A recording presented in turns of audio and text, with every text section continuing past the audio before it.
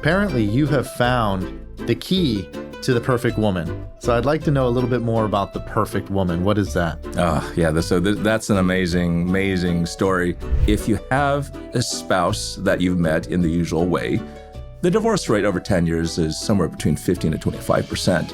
But if you meet online, especially with an AI-matched, psychometrically compatible spouse, the divorce rates could be as low as 2%. Whoa. Basically. Oh, yeah, Wow. yeah.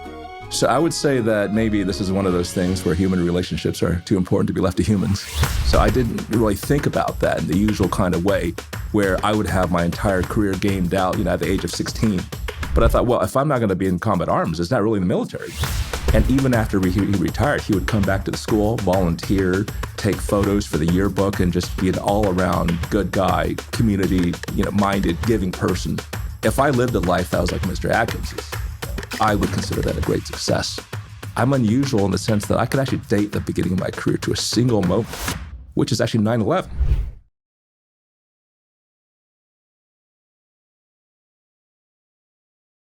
Michael, thank you for joining us here on Micro Journeys. It's a pleasure having you here. And nice weather here in DC. I think last week, you guys had a little bit of a cold streak, no? Yeah, this is amazing.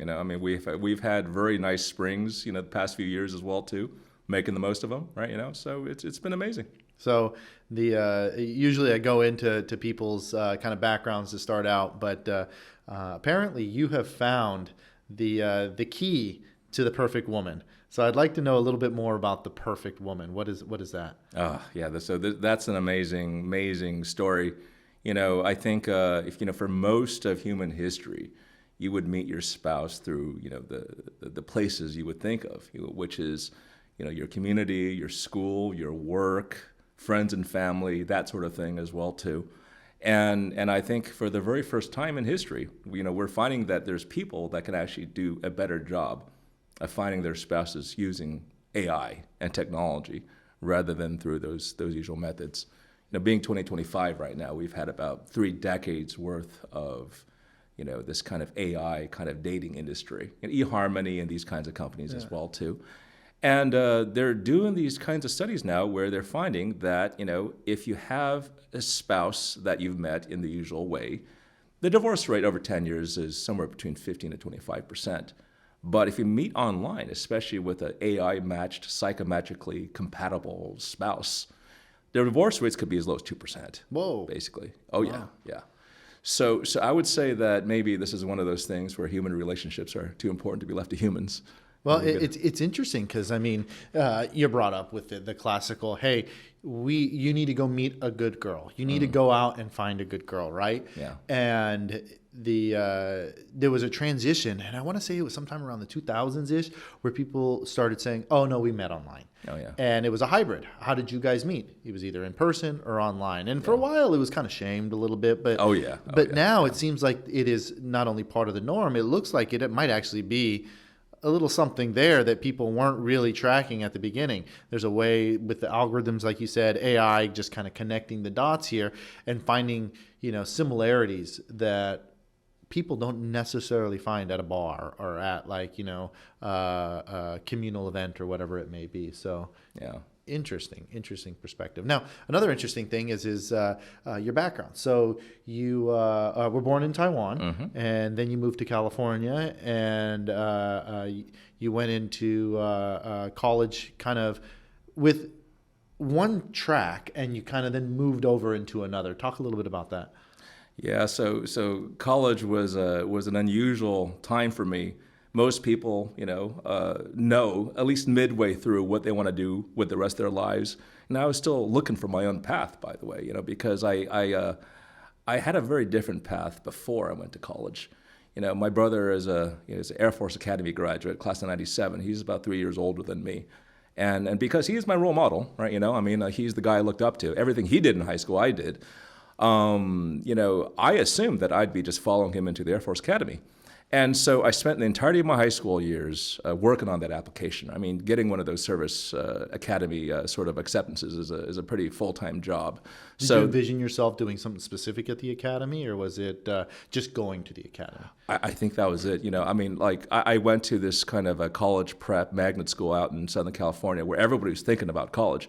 But ironically, I was just thinking about the academy and just kind of following my brother's footsteps. So I didn't really think about that in the usual kind of way, where I would have my entire college years gamed out, my career gamed out, at the age of 16.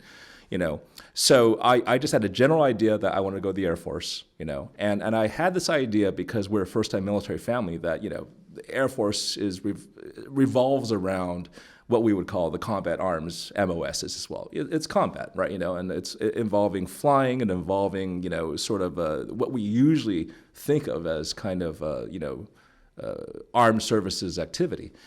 So I went through the whole process, and actually I think it was rewarding in its own way, right? Because every week you go off to the congressional staffer's office, you meet a lot of other applicants as well too, and they talk you through the process, they give you advice, they give you mentoring, and I think just the process of even applying for one of those things just makes you kind of a better person to begin with. And you have to get a letter of endorsement, right, in order to go to the academy. You do, and I was very lucky, and because of sibling rivalry. Since my brother got B1 Bob Dornan's nomination, I had to go and get the Senate nomination, which this is maybe one of the biggest honors of my life. I got Senator Boxer's principal nomination. Oh, interesting. Which means that even if the Academy hated me, they had to take me, right? As well, right? So that was fantastic. Unfortunately, though, and this is for everybody who's gone through the military, they would have gone through these kinds of examinations. They check you very thoroughly, right? You have an optometric examination, medical and dental as well, and they catch everything. And so it surprised me a bit because I thought I was in the sort of the peak of health in high school. I ran on the cross country team and the track team, and I thought that things were fine. They discovered all the stuff that basically disqualified me from every single combat arms MOS. To which, and you're sitting there, you're like, man, that's why that hurts. I never thought about that, yeah, right? That's right. I mean, so for as one of many things, they discovered I have flat feet. I'm like, flat feet? How could that be true? Right? I mean, I've been running for 4 years, right? But then I was like, well, I still want to go anyways because maybe there's things I can do. But then, I think ironically, it was my brother who kind of sat me down. He was a senior at the time who said that, look, you're not going to have the career you think you're going to have as well, right? And this is going to be a theme that comes up a lot. But when you join the armed forces, it's really about kind of what they need and what your qualifications sort of rise to, right? That's what you end up doing as well. And so all your own conceptions and all your imagination about what you're going to be doing as well, I mean, you're going to have to put that aside. And I thought really hard about that. And this is, I'm going to be very just candid, this is 17-year-old thinking, right, But I thought, well, if I'm not going to be in combat arms, it's not really the military. That's not a mature view. I've learned a lot more since then, right? But that's kind of what you grow up on, right? You associate, the services with, your Rambo movies or like, your Top Gun movies. You assume that you're going to be in the thick of the action, right? Absolutely, yeah. So I assume that if I'm joining the Air Force, if I'm not going to be Maverick, I'm going to be Rambo, right? It's going to be something like that. And if it's not that, then it's not really the military. Again, not a mature view. Right? We'll get into this later. Obviously, there's much more to the military than that, right? But at the time, if I'm being entirely candid, that was my reasoning. But that's the little lens that the world gives you, right? It's not something that shows you all of the aspects of you can actually become a certified plumber, or you can actually become an intelligence officer, or all these different kinds of things that are vital to the Department of Defense. Yeah. They show you what sells tickets at the box office, right? So and as a kid, you're enamored by it. You're watching these kinds of things and you're sucked in. The theme music's playing, the explosions are happening over here. I want to be that guy. I want to be that guy. Amen. Yeah. And that's maybe the small downside of recruiting 17-year-olds for the military is that they think like 17-year-olds, right? But I'll say this, I think another major influence, and I wrote about him quite a bit in my essays and I talked about him in my interviews, was a principal at my high school. This is Whitney High School in Southern California. And so this is Mr. Atkins, Mr. Bill Atkins. And he was actually one of the B-25 bomber crew members back in World War II. And he had amazing experiences. Atkins was funny, right? Because I think he was kind of an artiste by temperament. He's a bit of a bohemian. But, like many of the young men in his generation, when his nation called, he stepped up as well. And he's not the kind of guy who would have joined the military if it were any other kind of way that history played out. But he did. He was already retired from my high school by the time I was there as well. But the man just lived a life of service. After he returned from the war, he became a teacher. He taught in Cerritos for many, many years. He became a principal. And even after he retired, he would come back to the school, volunteer, take photos for the yearbook, and just be an all-around good guy, community, minded, giving person. And that was a major influence in my thinking about, well, what kind of life do I want to live? If I lived a life that was like Mr. Atkins's, I would consider that a great success. I'd imagine in my mind that, well, maybe I'll go have my Rambo career, have all this cool film. He had all this film of his bombing runs over France, right? I mean, he's fighting Nazi Germany, right? I mean, the guy's an American hero. Yeah. And I thought that, well, maybe I'll have that kind of life. One day I'll come back to Cerritos. Maybe I'll teach school, right? Yeah. And maybe there's a young person that might, sort of get something positive, out of my experiences and have a good life himself as well.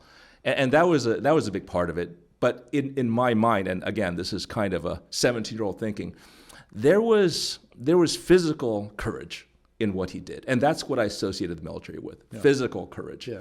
And if you don't have an outlet for physical courage, and it took me years to really verbalize this in my own mind, right, is that, I just didn't think that was the military. And again, not a mature view, right, not a mature view, right, but that's what launched me into the alternative path, which is to go to a civilian college, which was good because, it got me out of the house, and my parents were appreciative of that. Yeah. But I still didn't know what to do, actually, because, for the past 4 years when I was in high school, all I thought about was the Air Force. Yeah.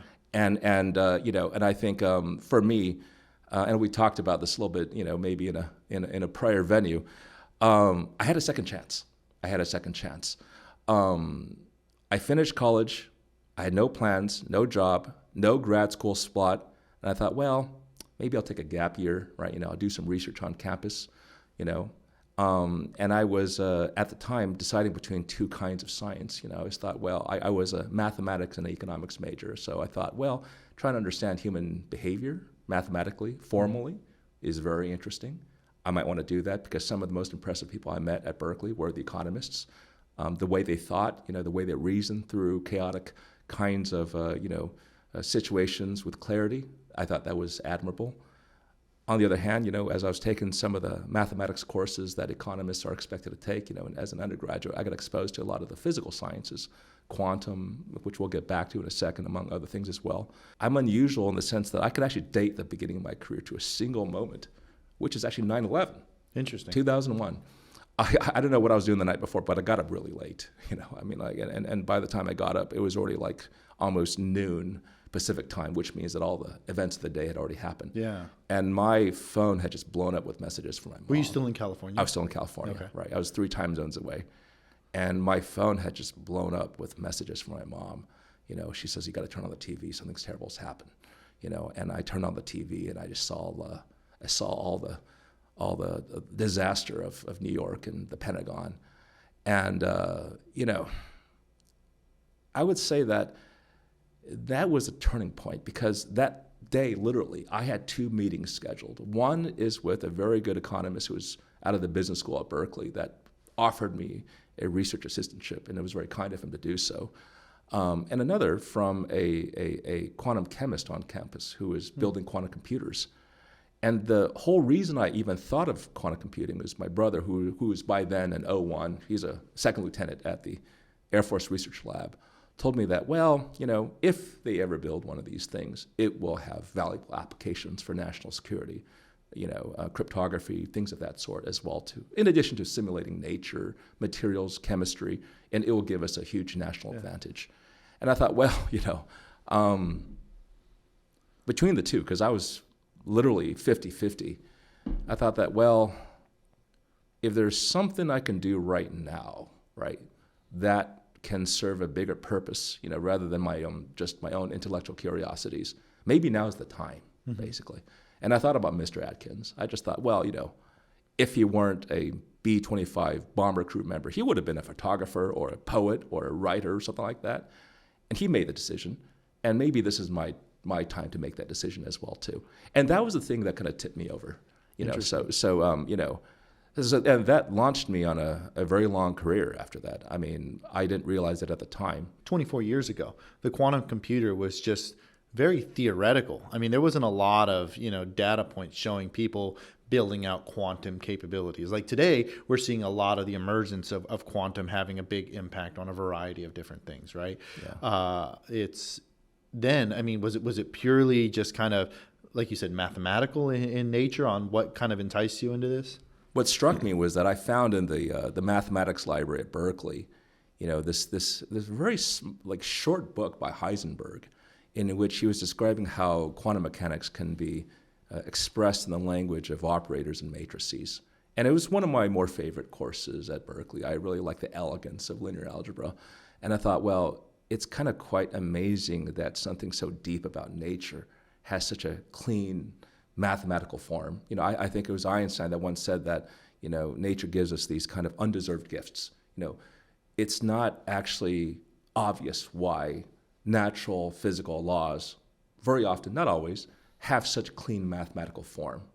And that was very attractive to me. I think there was a part of me, and maybe this is the part that is the side that is attracted to black and white, absolute truths, mathematical certainty.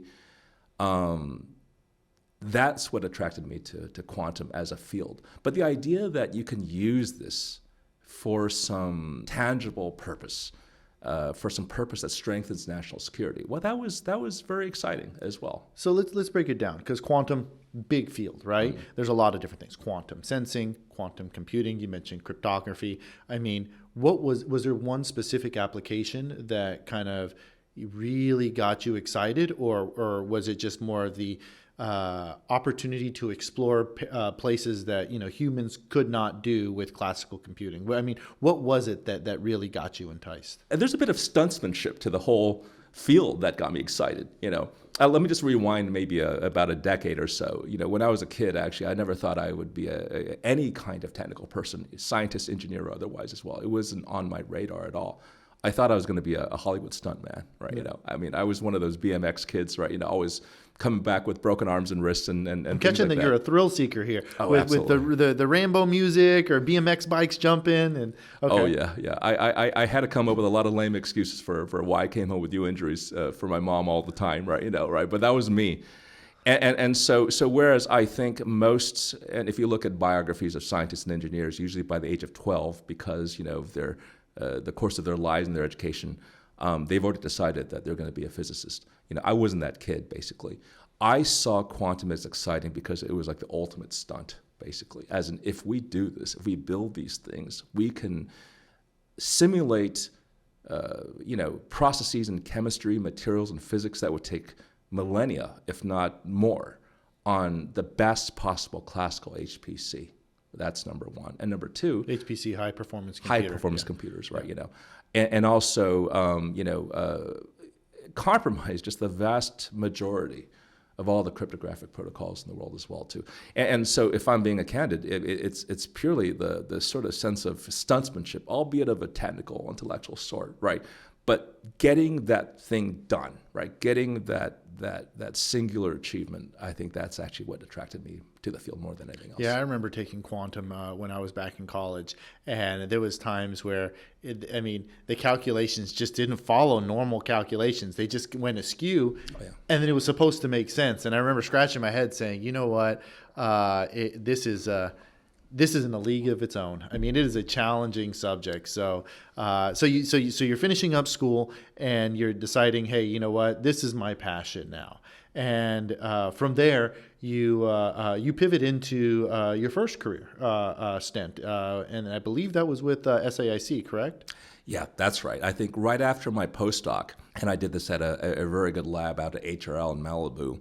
Oh, not a bad place to work. Oh, it's very distracting, actually. I used to go to the beach all the time, right? And I couldn't imagine how anybody got any work done there, right? A place like that. But after, so for people that don't know this, this is a laboratory, huge research laboratory that is on the top of a hill, right? The university right next to is Pepperdine, right? It is. Yeah, it is. You look out on this cliff and you see nothing but ocean, almost in a 180-degree view-ish kind of frame. So every office that is facing this, they have premier, real estate of just ocean space. So I don't disagree that would be a difficult one to stay focused. That is That is a little gem of a place to work at. I felt like the luckiest guy in the world, or at least the luckiest postdoc in the world, because, when I'm not getting those amazing ocean views as you're describing, I'm running into Pierce Brosnan at the Ralphs, right? Down the hill as well too, right? It was heaven, right? I mean, I could not ask for a better postdoc, and I was very lucky to have that. But after that, postdocs are temporary by their nature. You do have to get a job afterwards. Yeah. And so yes, SCIC, Booz Allen Hamilton, and Leidos, which was the successor company, the usual kind of stint of consultancies and performer organizations, research organizations that live in what I'll call, and this is maybe the next chapter of this, the DARPA space. Yeah. DARPA actually figured much bigger in my life than I imagined from day one. See, I didn't know this, but, research is as much an intellectual aspirations as it is a business. And it's a business because, for the research you do, somebody's got to pay for that. And DARPA is the arm of the U.S. federal government, the Defense Department, that supports all the advanced research that we benefit from to this day. ARPANET, which is the internet, miniaturized GPS, self-driving cars. I can go on for hours. Most of the modern technological world comes from that agency, and actually subsidizes a lot of the educations and a lot of the development of the next generation of scientists and engineers. Through their various grants and various kind of contracts with universities. And I was one of those beneficiaries, So I was on DARPA money from day one, basically. And so after I finished my stint at the SCICs and the Leidoses and the Booz Allen Hamiltons, I decided that, it would be kind of fun to be a decision maker at DARPA, right? I learned a few things, right? And I have a little bit of scar tissue that I think the community can benefit from. I put in for a job and I got one, and that was the next phase of my career. Now DARPA is broken up into different offices. Which office were you supporting when you say you got a job at DARPA? What office was that? Okay, so this is a good moment for the young people in their careers, because there's a notion of winter in various communities. There's quantum winters, AI winters, and all the rest. Up to that point, I spent about a decade as a card-carrying member of the quantum community, but it was going through a winter around 2010, 2011. And a lot of the programs were getting scaled back, and there was a lot of rationalization and investment as well, too, which really means smaller investments for the most part. So when I was at SCIC, I had the very good fortune of working on some other projects that I thought were equally interesting, and actually used some of the economics kind of ideas that I had back a long time ago when I was in college, which is, can you use open source public economic and financial information to get ahead of things like not just geopolitical events, but very narrow things like, for instance, terrorist attacks, right? Civil unrest, things of that sort as well too. Interesting. So yeah. Like from a layman's perspective, monitoring a terrorist, credit card use or something like that, and hey, okay, they go to this supermarket, 7 times in a month, and those 7 times in a month, okay, now we know kind of where they're getting some of their supplies. I mean, that's the kind of stuff that you're tracking with this economic stuff. Am I kind of picking it up? Absolutely. Okay. Absolutely. And I wanted to go big with this, right? Because you can get very tactical, like very small, as in, if there's patterns of behavior that point towards a pretty tight thesis. Yeah. Well, that's one thing. I've seen videos of how they've caught people that do human trafficking, where you'll have this row of buildings, right, and you'll see, the frequency of, adult men walking into a place more frequent than any other place, and you see it during certain hours, and they're like, okay, based on this kind of people movement, there's some kind of activity that's garnering only males to show up at a specific time period and the such. So, okay, the kind of a similar set of examples, right? Absolutely. Okay. Absolutely.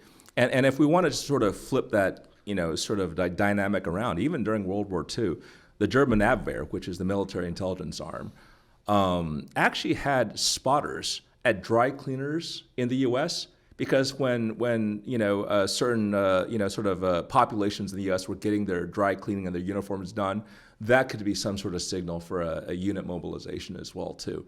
And so some of the ideas are very sort of what I'll call classic. They've been around for a while as well. But I thought, in the age of data, right, in which we have sort of a kind of a range and a mastery of data that we would not have had before as well, that we can develop new kinds of signals as well too. And so at the time, DARPA had an interest in trying to understand this kind of thing. And the fact that this is all open source, public, unclassified information, it's almost a free gift in my view as well. If we can get something valuable out of stuff that's sitting out there, right, in the wild, and all the better. So that was actually what brought me into DARPA. It wasn't quantum. I wanted to find terrorist attacks basically by looking at public financial and economic information. Okay, so now you're over at DARPA and you're taking on a program manager role, correct? Mm-hmm. Yep. Which office was that? Circling back to that, was that in TTO, MTO? Which office are you in? Information Innovation. Okay. I2O. And it was run by a really wonderful leadership group at the time. It was Dan Kaufman and it was Norm Whitaker.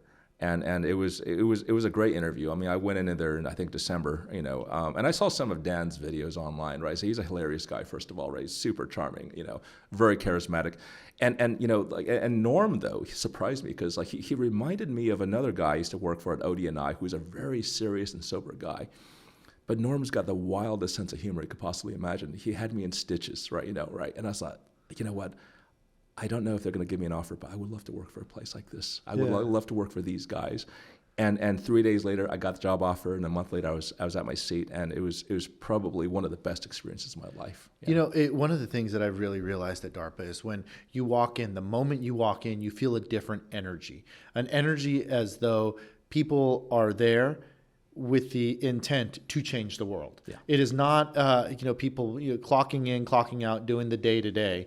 It's we have a vision and a belief that what our programs are going to do will not only impact the nation, it'll impact lives. Yeah. And one of the things that you mentioned quite a bit to me about the ARPAs is the pageantry associated with this. So maybe describe that a little bit on how that kind of goes into the work over at DARPA. Oh, yeah. So in addition to Norm and Dan, I was also fortunate to have Arthi Pravakar as my agency director at the time. And one of the very first things she told us, the incoming class of 2013, was that, she was a program manager back in the 80s and the 90s. She ran an office, she went to NIST, and now she's back. And she had some anxiety upon her return that somehow the culture, of DARPA, would or would not be intact. And it was. And so the culture is exactly this thing with the pageantry that we're talking about. What I found when I was actually on the other side of the table making the decisions is that a great team and a great idea and revolutionary changes aren't enough. What's special about DARPA is that they do all that with tremendous style, with panache, with technical flair as well too. And I think this is a part of the agency that's not widely understood, but I think it's valuable. Because why? Why have that? Why have pageantry? Why have flair? Why have panache? Yeah, you can just get your job done and clock out, right? Absolutely. And the reason you do that, if you want to galvanize the best talent, excite the best talent, you need to have that. As in, they need to be having fun. They need to be really testing themselves. They need to be going to the nth degree. If you have, for instance, the best performers in the country, the best researchers in the country, you just think of, the Texas A&Ms, the Georgia Techs, the UCLAs, the MITs. If you want to excite these guys, it's not a simple thing. If you're a top researcher, you got a million alternatives. You don't have to do DARPA work, basically, and you'll be fine. And so if DARPA wants to create the next ARPANET, if it wants to create the next miniaturized GPS, it needs to have the very best performers. And part of the bargain, so to speak, is that sometimes we'll add an extra zero to the check. You get a bit more than you might with another agency, but it's also exciting, right? Because that you could be working on the next Project Have Blue, which is the original low cross-section stealth flight program. You might be working on the next ARPANET. You might be working on the next whatever, they have a train on the moon right now is one of the programs that's coming out of DARPA. I mean, talk about moonshot. I mean, here's an actual train that is supposed to be going around the moon. It's and it has the pageantry, right? Who wouldn't want to see something like that? That's a very easy thing to understand. Hey, we're going to colonize the moon. Okay, well, we got to get places, right? Well, we got to use a train. So let's go ahead and use that train to get people around. Oh, yeah. So with regards to your stint over at DARPA, what was one of the programs? Because I know you usually get a portfolio of programs by the end of your stint at DARPA that you are connected to. What was one of your favorite programs that you led? I would say that maybe there's two. I think one that I inherited actually from another program manager that I thought was very, very valuable was the program on understanding how social media is used as a strategic resource. And it was a very sort of insightful, sort of initiative that DARPA took back in 2010. Take a step back. What do you mean by social media is used as a resource? So what does that mean? So the program is called Social Media in Strategic Communications. Okay. It's a SMISC program, began in 2010 or 11 or so. And the idea there is to say that social media is a nascent form of human mass communication. We've had nothing like this for most of human history. And so the question is, if a malign actor, right, be it a state organization or a non-state organization, if a malign actor wants to use this to the detriment to the United States, how would they do it? How would we detect it? And how might we sort of react to it as well? And that was the idea. And I think just to give a very concrete example of the kinds of things they were looking for in that program is if there is, for instance, a botnet, that was stood up in a social media platform, how quickly can it be detected? The idea being that, well, because it's bot-generated content, maybe there's characteristics to that content that can be classified against what would be human content as well. And that would be sort of the giveaway clue. This is all coming from a sort of an artificial sort of a source, so to speak. And that was the kind of the substance of that program. Can we detect these kinds of things? Yeah, other than the obvious, right?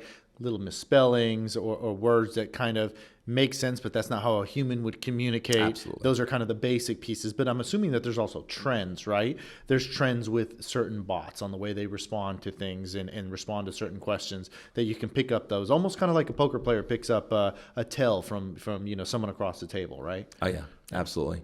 My mother was an artist, and she taught me a few things about, things that are difficult in art. So hands actually are very hard to paint. You could tell a true master by how well he paints the hands, actually. Because, the human eye just picks up verisimilitude very, very naturally, right? You look at a thing, right? Humans look at a thing, and sometimes just the falseness of it sort of gives itself away. And that's a lot of the spirit of what you're describing in this as well, too, is that, if there's sort of a falseness, right, in the nature of the content that is being spewed out on the social media platforms, the performers are trying to develop filters and analytics to sort of catch that lack of verisimilitude that you would find in sort of bot-generated kind of content. Interesting. So that was the first program. You said there was a second one as well. So the second one is one that I launched, and this was exciting because this is like sort of classic DARPA in a lot of ways. It's a little bit obscure. The idea was that, can we encrypt entire programs in the same way that we encrypt bit strings in cryptography? So just taking a step back, you look at Hsieh, for instance, as the sort of the granddaddy and sort of the gold standard in a lot of how we encrypt data today, right, in commercial and other kinds of venues. The idea there is to say that, okay, well, if I want to pass you a string and I don't want people to read that string, I'm going to boil down the problem of reading that string in an illicit way to solving a computationally hard math problem, such that if you had a very good processor, it would take you a long time to crack that, And that's the basis for much of modern cryptography. But, the limit of that is that I'm only encrypting the string. What if I wanted to protect an entire program? I want the program to run, right? But I don't want, bad actors to see how that program is running. I might want to protect a very sensitive algorithm, for instance, or some other data structures that I want to keep secret. And actually, Rivest and Shamir back in the 70s had already, declared this to be a problem of interest. They called it homomorphic encryption, right? And this is the term of art that we use to describe that process of encrypting the entire program. And so at the time, there was a set of breakthroughs that came out of the community back in the early 2010s that suggested that after decades of search, there is a way to potentially do one of these things while having efficient cryptography. That is, having cryptography that does not add so much to the runtime of the program that it becomes impractical as well. This sounds a lot like, and tell me if I'm off base here, but almost how a lot of cryptocurrency is generated, right? Where you have these algorithms that people mine and the such, and once they do it with very complex sets of equations and the such, they're able to go out and extract a cryptocurrency. It's kind of a similar type of thing here, or am I a little off base? It's very similar, because there's one thing that is in common with fully homomorphic encryption, FHE, and a lot of how cryptocurrencies work, which is this thing called Kirchhoff's principle, which is to say that you never want to make a crypto system security dependent on the knowledge of how the crypto system works. You want to assume that the adversary understands exactly how the system works, but that you're presenting him with a problem that is hard for him to solve, even if he understands the nature of that problem. So for instance, in RSA, it really comes down to factoring very large biprimes, integers that are the products of two very large prime numbers. You know exactly what the problem is. You know what you're looking for. But it's still hard, because there's just no efficient way other than trying every single set of potential factors to find what are the two prime numbers that multiply into what is the biprime at the end of the day as well. And so whether you're talking about FHE or whether or not you're talking about cryptocurrencies, you're presenting the adversary, the guy who wants to either steal your money or to steal your code, to solve a very hard math problem. That would take him a very long time, even if you understood exactly what that problem was. Interesting. Okay, so now this is a way of securing, or almost a layer of security around communication that you guys or that your program was working on while you were at DARPA, correct? Absolutely. And the motivation was manifold, but one of them was that once in a while, some of our military assets are lost overseas in maybe unfriendly places. And that's a problem in many ways, but one of the ways in which that's a problem is that some of that software can be taken out, reverse engineered, and understood. And that's going to put our security at risk. And so is there a way of encoding programs in an encrypted form such that you never take them out of the encrypted form? And have it run efficiently and effectively anyways as well. And it sounds like you have to have the key, and the key will be the only way to unlock it without or going through all of those computational things. It sounds a lot like, you're in the forest with a friend and you're not trying to outrun the bear, you're just trying to outrun your friend. In this instance, you're just trying to outrun the adversary from going and figuring out all these math problems. You're not just trying to, make it unbreakable, just making it so hard that no matter how much effort and time they put into it, if they do crack it, it's 400 years from now, 700 years from now, something to that effect. Absolutely, right? Yeah. Because of the nature of these programs, if you let your brute force attack, which is just trying all the possibilities, for instance, for those prime factors, eventually you'll get it, sometimes sooner, sometimes later as well. But you want to dial up the security such that, if we want to keep the secret for about 10 years, you want to make sure that the guy takes about 50 years, on the best hardware, right? That's exactly the principle, right? So you got this great exposure while you're over at DARPA, working on secure communication related aspects, also helping to monitor ways that there's patterns with social media and the such. I'm sure there's many more of these programs to your portfolio. But after your PM stint over at DARPA, what was your next step? So that was a hard one, because after DARPA, you've had the best job in the world. Right, and I think, on one hand, many of my PM colleagues went on to great things as well. And I hear that transition is tough for a lot of people. One day you are the most popular kid at school, getting Christmas cards from every single person. You run out of wall space. Oh, yeah. And then the next year it's kind of like, I don't really have the same love that I did last year. Yeah, it's a weird thing. Suddenly at DARPA, all my jokes were funny, right? All my ideas were great. What happened, And overnight, suddenly they weren't, go figure, right? Yeah. But I was very fortunate. I had some wonderful colleagues elsewhere within the defense and intelligence world who thought that, one thing that's happening right now that's very exciting is that, the DARPA, spirit has sort of transcended, just the U.S., sort of defense community. There's a lot of our overseas allies in Europe and in Asia that want to build their own ARPA-like organizations. It won't be exactly the same, right? But it's going to have that same spirit, and that would be kind of cool to study.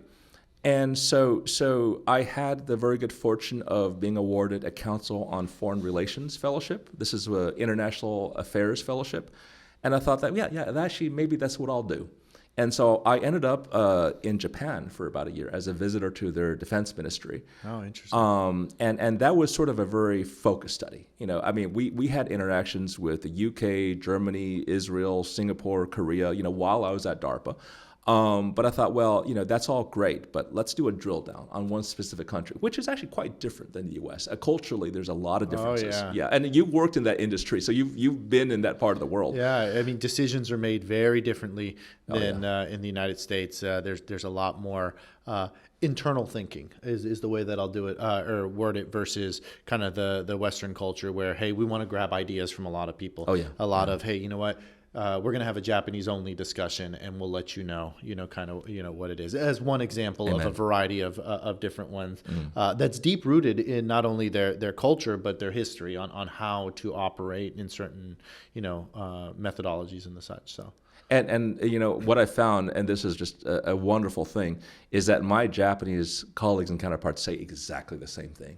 Right, because they actually have taken a great interest in DARPA because they see it as one of the most successful examples of American innovation culture, which they want. They do realize that in the 90s and the aughts that there's a lot of the digital revolution that they missed. They were excellent in hardware. They were excellent in the analog stuff. Think Sony, Panasonic, Mitsubishi, 60s, 70s, 80s, right? They were doing really great in those spaces. But because of differences in innovation culture, the U.S. got way ahead of the world in the 90s and the aughts as well. And DARPA had a big part of that story. I mean, we both lived in that world, so we know DARPA's role very well in that. And they wanted to understand that. They wanted to create that own thing for themselves. And I think one of the most interesting conversations that I had very early on, ironically, was with a chairman emeritus of the Mitsubishi Corporation. And this is a great gentleman. His name is Hirohiro Kono. And Kono-san was interesting because he was an Americophile from day one. Most of the Japanese elite, they attend Japanese universities. And by the way, this is kind of a cultural thing, right?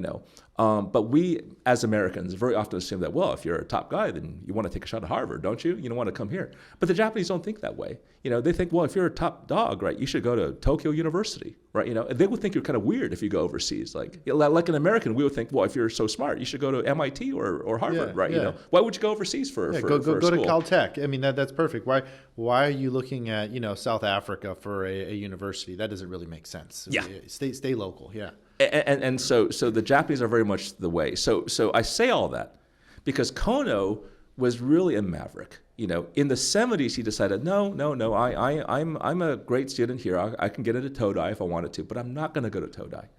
I want to learn more about America. And I want to go to school there. So he went to Princeton, actually, as an undergraduate. He was a Woodrow Wilson School graduate, which is what it was called at the time. And even in the 70s, he already knew about DARPA, and that was something he wanted to understand. And so as he rose through the ranks as a manager and as an executive at Mitsubishi back in the 80s and the 90s, he had this idea that, could we Japanese, can we build a DARPA? So here's what he did. He had enough clout and influence within the Mitsubishi such that he created a special cell, such that he assigned an uncommonly kind of individualistic and iconoclastic manager to have DARPA-like authorities, as in not only do you have the responsibility, but you have the authority and the resources as well too. And I want you to do something amazing. And so short answer is it worked. They got everything they wanted. They hit all their metrics. And here's where it got tragic. This is where Kono-san told me that, well, once it worked, it was decided that we've proven a point and the cell would be disbanded and then we'll move on, And I thought, well, I thought I would take a whole year to get the answer to my question as to whether or not the Japanese could build a DARPA. I got it very early. And the rest was really more detail, right? But that actually revealed to me a lot of things, right? Yeah. And this is a set of lessons that carried me into the later parts of my career, which we'll get into in a second as well too, is that it gave me a lot of humility. I went in there thinking that, well, I know all the stuff about DARPA, right? And I will combine that with things I learned, right? And I'll get some new insight out of that. But the truth is, the nature of going to a foreign country is that if you spend a short amount of time there versus a long amount of time there, you learn very different lessons. If you spend a lot of time, decades and a lifetime in a foreign country, you learn something about that country. If you spend a short amount of time, you learn something about yourself. Yeah. Right, and the thing I learned about myself is how little I knew about Japan.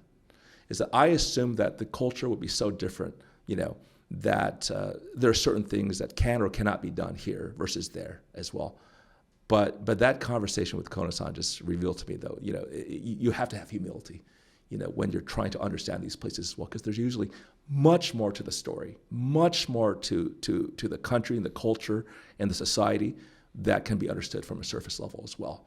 And so after that, I just became much more cautious in thinking too generally, right, or jumping to conclusions about things before really giving it the sort of the due time. Yeah, I'm just thinking of patience, right? Because with this new assignment here, being able to go to all these different countries, now you're getting to see different cultures, decision-making processes that don't necessarily reflect what the United States does, but there's similarities.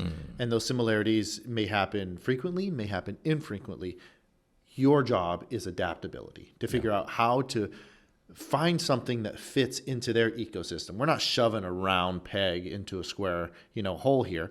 What we're going to do is find the right peg for the right hole. It may take a little longer of a search, but it's worth it. Absolutely. And, as another example of this, and this was also a conversation that gave me a lot of humility about my project, when I spoke to a venture capitalist in Japan. And I asked him a question that I thought was a pretty innocent question. I thought, well, why is it that we have like Uber and these great startups here, right? And what are the equivalents in Japan? Like, why don't we see those kinds of things? To which he gave me a very simple answer. He goes, look, Mike, the difference is this, is that we have a really good transportation system in Japan. We don't really need Uber because we have multimodal transport, rails, buses, Shinkansens. We can get anywhere we want, right? Very quickly. Kyoto to Tokyo, on a bullet train, you don't really have that option when you need to get from LA to Sacramento, right? You just don't. It's really amazing. And if you want to get a meal at 2 a.m., you just go to your konbini and you pick up your box of sushi, and you're going to be fine as well, too. It's going to be good stuff. You just go and you get to the vending machine, you press the buttons, and all of a sudden it comes out and it's fresh, and that's what people are, eat regularly. It is. It's interesting, though, the way that the culture there has adapted to a lot more ease of life as it relates to what people need at varying hours or varying distances, right? It really does. And so I had the script kind of flipped on me. What I saw as sort of good examples of American innovation were more, in his view, the response of the market, to things that were not being provided in the same way in Japan, right? Which is to say that in the U.S. we don't have Shinkansens, we don't have high-speed rail, we don't have multimodal passenger transport in the same way that they do. And things like Uber were created as a response to that. And it works fine. I'm a big fan of Uber. I use all the ride-sharing apps, and it's very, very convenient, and it's wonderful. But I learned to sort of interpret that in a very different way, actually. And some of the neighboring countries, even have an Uber-like, I think it's Gojek or something to that effect. Similar thing where their transportation isn't as connected as the Japanese are. So absolutely. Well, I just came back from Lisbon. I was just there a couple weeks ago as well, and it's amazing because I thought because the cost of living in Lisbon is just amazing. First of all, I thought that wow, the taxis, the usual yellow cabs are cheap. Like 10 euros to go all the way across town. But when I got onto Bolt, it was like 5 euros for like a 30-minute ride. That's amazing, right? But these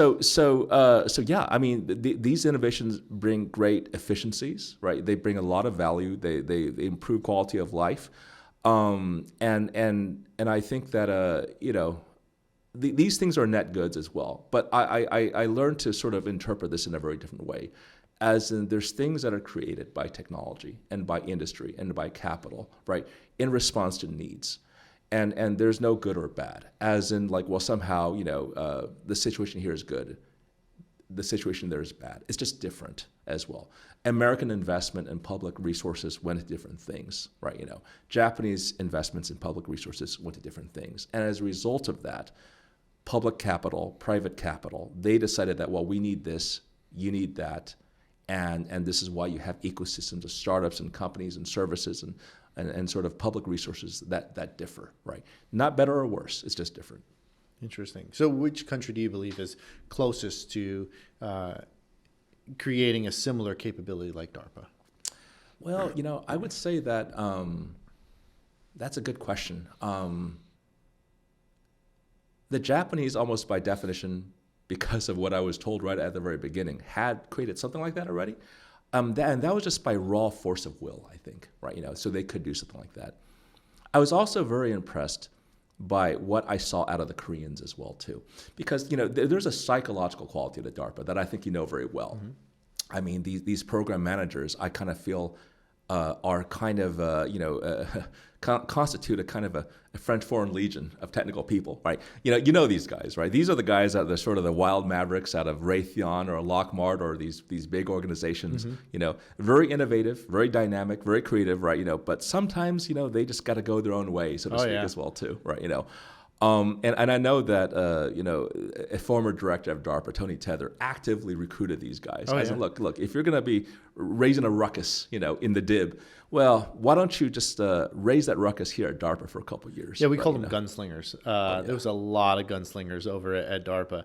They were the brightest, the baddest, the most important, and a lot of the programs were so amazing, the stuff that came out. But totally get what you're saying. Yeah. You have to be very comfortable with being iconoclastic, challenging the conventions, right? Saying no a lot, and questioning a lot of assumptions. And that's received very differently in different institutions and different environments. Temperamentally, the Koreans and the Israelis and the Singaporeans were very good at that, basically. They have a lot of those kinds of people, and I think this is a cultural thing as well, too, that are very comfortable bucking the convention, challenging the norms as well.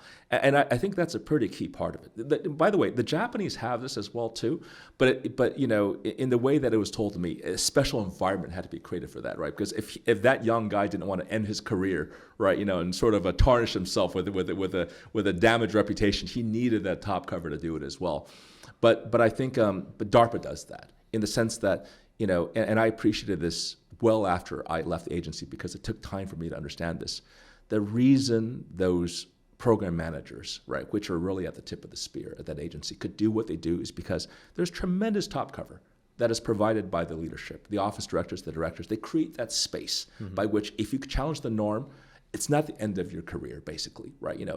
Whereas in other places, it might be. You might do yourself a lot of kind of damage by being so iconoclastic. We'll give you a space in which you could do that, and that explains a lot of the success. So you're currently in the throes of being one of the state ambassadors for this. You have an upcoming trip, I believe. Is it in Asia? Is it in Africa? Or you go all around the world? Or is it primarily Asia? Oh yeah. What they call a speaker in the U.S. Speakers Program in the Bureau of Educational and Cultural Affairs at the State Department. And I've been doing this for about coming up on 7 years now. And it's public diplomacy, basically.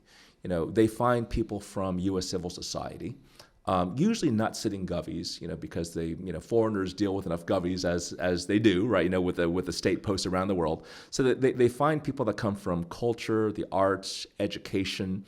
Former govies like myself are okay, right? To create civil society interactions, right? And this is just bread and butter public diplomacy. So I'm going next week, actually, to Egypt. That's going to be a fantastic part of the world. Just got back from India. I was in Kazakhstan earlier last year, Georgia as well, Czech Republic, Germany, 16, 17 countries thus far. All beautiful countries. The question I have for you is which one sticks out as being the most memorable? Oh, that's a really, really tough one. I would say that for sure, in terms of just the raw physical beauty, the Czech Republic, Prague. I mean, if that's not on your bucket list, right, it should be. It's unbelievable. So Prague is very special. There's others that are memorable as well too. When I was going through Stuttgart and Frankfurt, I'm a big fan of history and art and culture. And what stuck out to me was just the incredible damage that was done to those wonderful, beautiful cities during the war as well. There's a lot of the city that's new, because a lot of the medieval and more ancient kind of architecture was destroyed. And when I compare that to a city that was relatively untouched, like Vienna, Austria, for instance, as well too, I have a sense of what was lost because I just think in my mind, Stuttgart and Frankfurt looked a bit like Vienna. but because Vienna was spared and these other cities weren't actually, you get a sense of the loss, of what resulted in the war. So that was memorable. Georgia was memorable in its other way as well too. Again, being a fan of history, I mean, it's the birthplace of Stalin, right? Right. So I'm like, well, what is this place like? And it's kind of interesting because in the U.S. we kind of have a image of the swashbuckling Southwest, right? The Tex-Mex cowboys, right? Right. So it's the wild frontier, right? Very masculine, right? Very rugged. And in that part of the world, Georgia, right, in what I'll call maybe the broader sphere of nations around the borders of Russia, has that kind of swashbuckling, masculine, cowboy kind of thing, right? And it's reflected in the people as well. If you have the internet in front of you, look up a picture of Joseph Stalin as a young man. I mean, he's very dashing looking, right? Interesting. Right? Yeah. Like he's got Hollywood looks, and he was a bank robber, right? Right. So because of all that, I think it resonated with me because I'm like, well, I am walking around in the country that produced such swashbuckling figures, right? For good or for ill, right? Yeah. But that was exciting. I can go on, but each one of them just has a very special place in my heart. So you have quite a range of coverage here. I mean, we started out with the theme music of wanting to go in the middle of a battle as kind of your original path. You transition over, you get the quantum bug while you're over it, doing your academic career with your doctoral and your postdoc. Then you take a stint over at DARPA. Now you're traveling around the world as an ambassador for the United States. So a lot of different coverage areas. The question I would ask for you is so you're in the midst of a current chapter. Where do you see kind of the legacy of Michael Hsieh? How do you see that next portion of your career cementing all these different experiences that you've had? I think I've been very fortunate because these opportunities, I think, were given to me exactly at the right points in my life such that I can make something out of them as well. Prior to my current work in public diplomacy, I spent a good 18, 19 years in innovation culture. And as much as it was fun to do that, right? Like when you're actually turning the wrenches and writing the code, right? That's a lot of fun.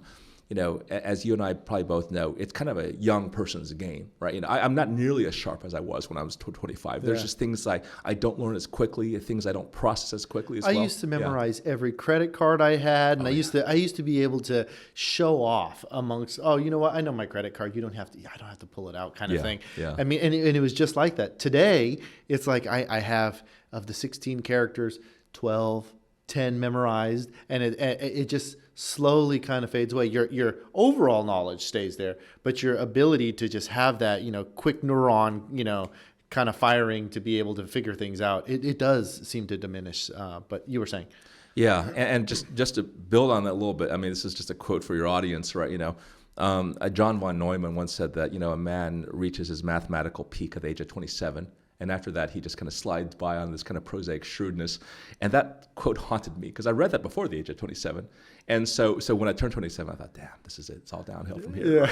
Right? And it's true and not true at the same time, right? Right? But I think, the value I could possibly give right now is twofold. So number one is that net, DARPA has been good for the world. I mean, it is a U.S. defense agency to be sure. And its priority is American security. No doubt about that. But, I think back to a visit I took to Venice when I saw the drawings and the models of Da Vinci. And I thought, 500 years hence, nobody knows what the politics of the Venetian Republic is. And maybe nobody even cares as well. But Da Vinci's gifts to humanity will last forever, And so I can't say what the shape of the politics of the world 500 years from now would be in, 25 or whatever is the case. But the things that the American innovation culture produced will benefit humanity forever, very much like Da Vinci's did as well too, and that's a mission, for all the world, and that's actually going to be something that is worth promoting, worth preserving, and if we see better innovation everywhere in the world, that's good for us. I don't care where the cure for cancer comes from. I just care that somebody comes up with it. I don't care where the cure for Alzheimer's comes from. I just care that somebody comes up with it. I don't care where the solution for turning water into energy comes from. I like to see that somewhere as well. Innovation is not necessarily zero sum. If somebody comes up with that thing, the ideas will diffuse and it will become the common property and the common treasure of all mankind, right? So that's one thing that I think is a valuable thing, to be able to be some kind of proponent, some kind of advocate for effective and clear-minded innovation, right? That's one thing I think that I can provide in the next part of my career. Closely related to that actually is in advocating specifically for the American interest, right? Overseas as well. The funny thing is, as I was doing this work over the past 7 years, I was actually looking for a good definition of public diplomacy. I couldn't actually find it anywhere, right? Although it's one of those things where it seems so intuitive that we would have, in our own minds, probably some notion of it. But when you try to pin that down, it's kind of jello on the wall, right? Well, and you see a lot of unique personalities showing up when you talk about international diplomacy. I'm thinking of there's a very popularized scene, especially during the elections. Hillary Clinton was standing there with the reset button, and I say, hey, we're going to start hitting the that is a version of public diplomacy, right? Trying to have diplomacy with an adversary that we don't necessarily work well with, and you see a lot of personality quirks, but you also see a lot of unique approaches at working with international diplomacy. So it's not something that is, like you said, clearly defined in one way, shape, or form. There's no template associated with it. No, there really isn't. But I would like to propose one, though, right? Okay. And this is my attempt at trying to create that template. I think that one way we can define public diplomacy is the transformation of the private virtues of the individual into the national character of the country. And so what I mean by that actually might be well illustrated by a real life example. And so the story goes, actually, in 1992, there was a elderly Dutch woman who reached out to the Japan Defense Ministry. And the reason she reached out was because some 50 years ago, this is in 1942, just weeks after Pearl Harbor, she was a nurse based in colonial Malaya. And she was on a medical flight outside of the country where the plane, it was one of those old Douglas DC-9 types, right, was just packed, bulkhead to bulkhead, right, with bandaged patients and medical staff as well, too. And it was a scary time because the Japanese military was under orders to shoot down every plane.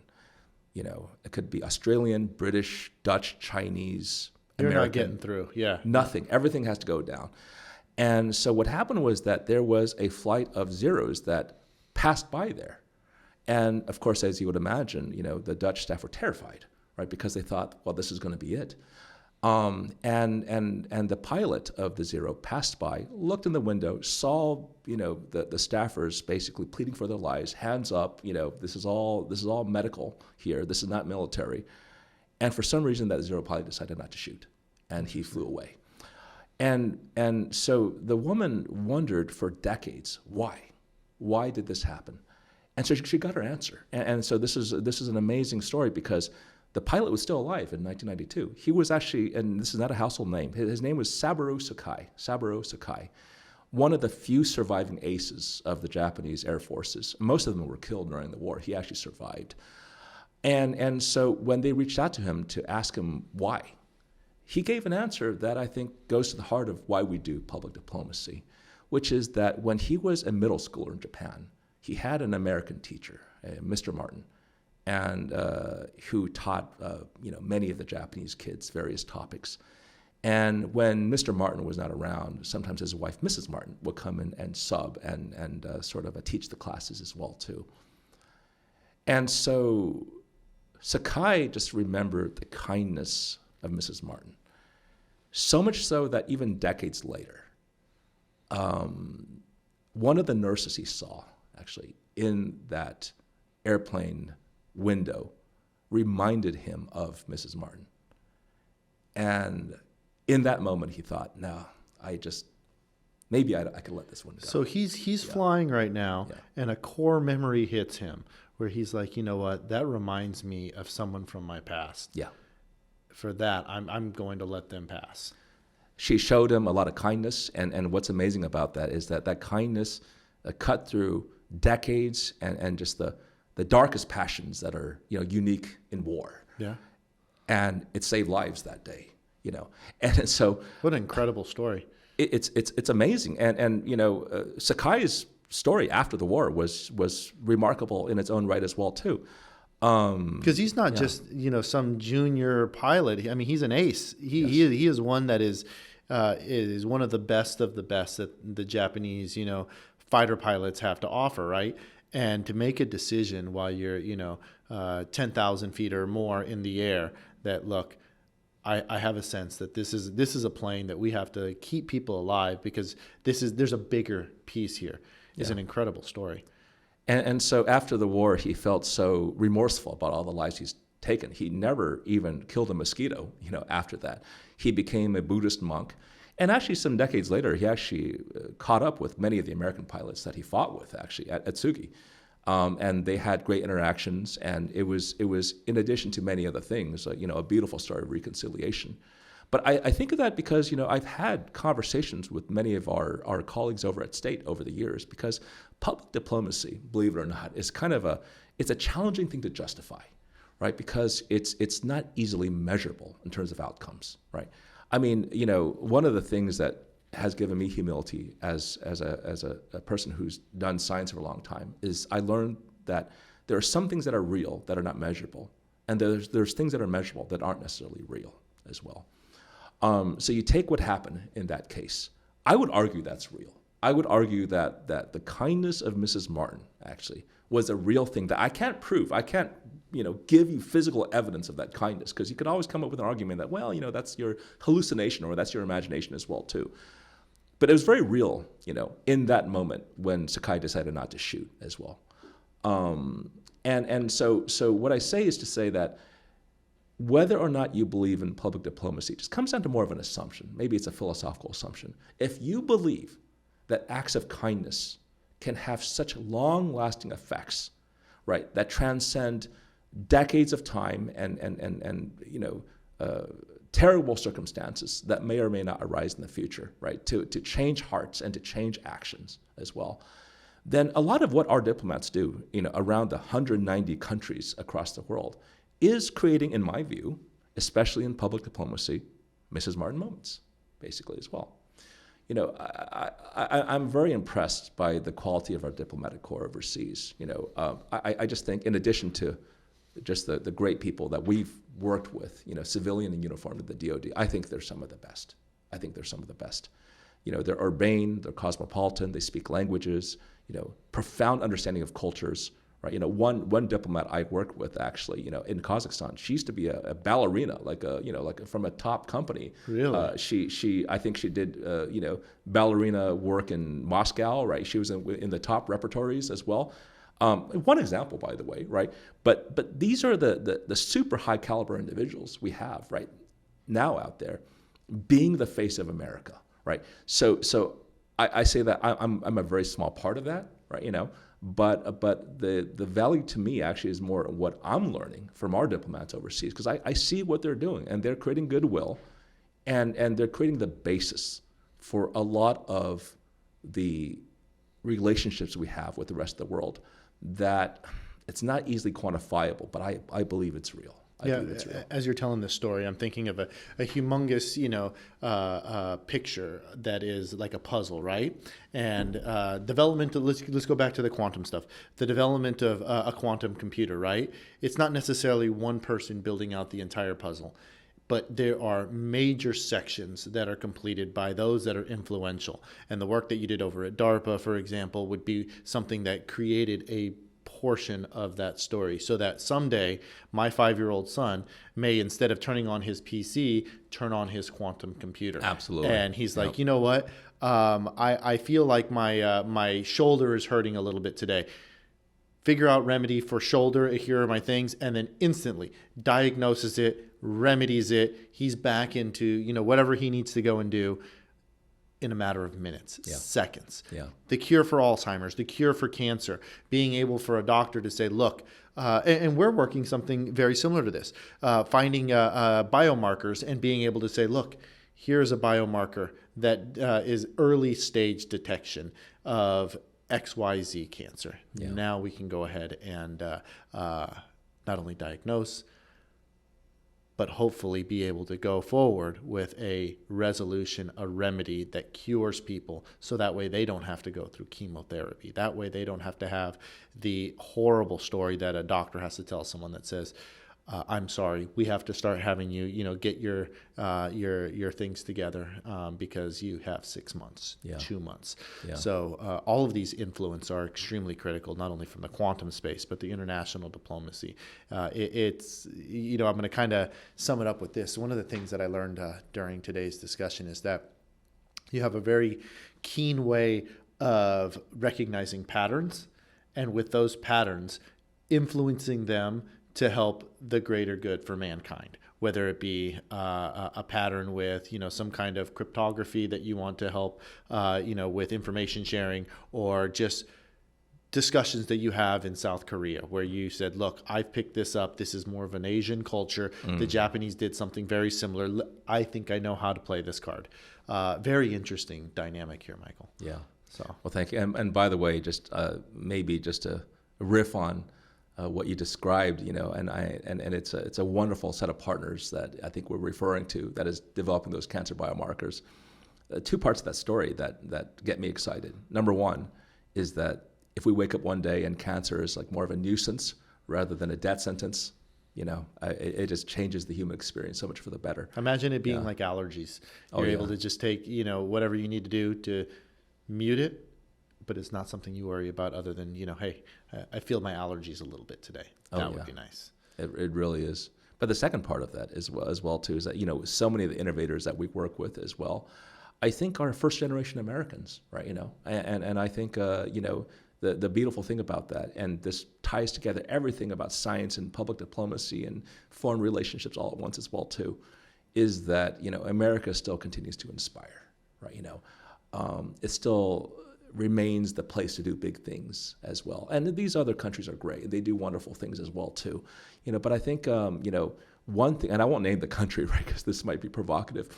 One country I visited said that, Michael, the reason America is what it is because we lost our best people to you. And I thought it was a diplomatic nicety, so I kind of chuckled a little bit. But then she said, no, I'm serious, actually. The reason that we're not as innovative as you is that we lost our best people to you. They all moved to America, and they're doing the big things over there right now. And we're a little bit more static.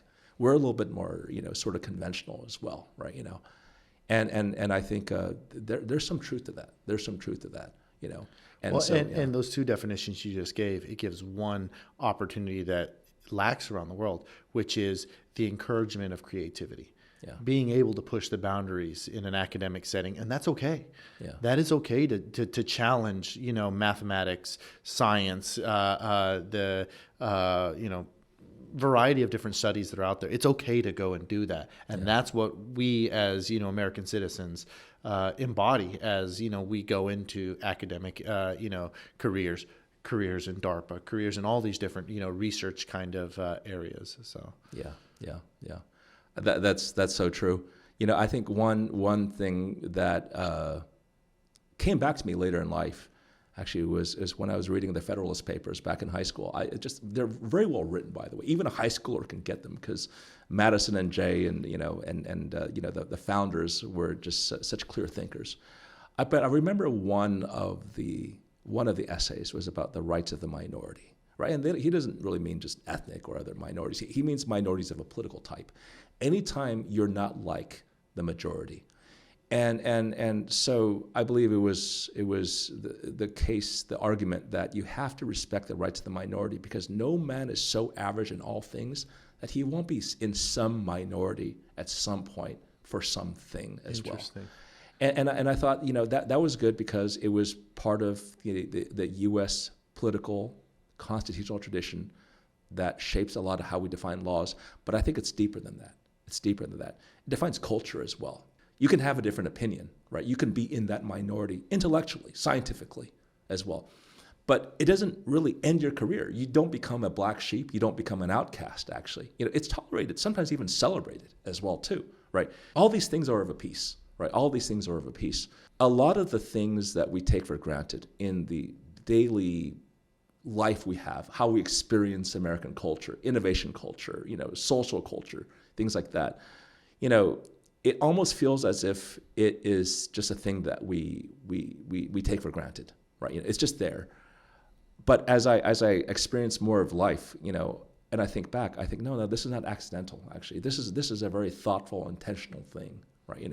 People made it this way. People made it this way. And even at DARPA, which we think of as a very technocratic kind of like, scientific engineering kind of narrow kind of a phenomenon, I see even the influence of the founders in that, right? In the way they define the American political culture. It affects the way we innovate as well, too. And that's the kind of stuff that excites me. And maybe this is the longer answer to your question as to what happens in the next phase of my career, is that I found great pleasure in being kind of a interpreter, right, of a lot of why and how America works overseas. I had another set of conversations in Europe as well, in which a professor of constitutional law asked me, well, why are there XYZ differences, right, between the way you guys see privacy and security and versus the way we see it as well, and that led to a very, very great conversation about, Frederick Jackson Turner and American historians that define America as a frontier country. The national history and culture was defined by the fact that we've had a frontier since up until 1890, whereas Europe is an old civilization, right? It's a settled country as well, with an aristocracy and all the rest of that as well. And because of that, we tend to be self-reliant. And between privacy and security, we tend to tilt towards privacy and sort of individual prerogative, individual initiative. We don't really want or need a big state, right? To sort of to dictate, reality in the way that might make sense in other societies as well. And I think in that conversation, I can't say that their opinion of the U.S. changed this way or that, but I think they have more information about the way Americans think. And I think that's something I find to be an exciting and valuable thing that I could possibly bring to the next phase of my career as well. So I was just super excited about that. Well, Michael, it's going to be exciting to watch all of the progression that you continue to make, and not only the progression, but the influence. That's going to be extremely exciting as well. Looking forward to not only observing, but also working with you as a good friend. It's always exciting to see, those that you work alongside making a difference around the world. So thank you very much for joining us here on Micro Journeys, and looking forward to seeing, the next big thing that you have in your career. So okay, well, thank you for having me. Very good. Take care.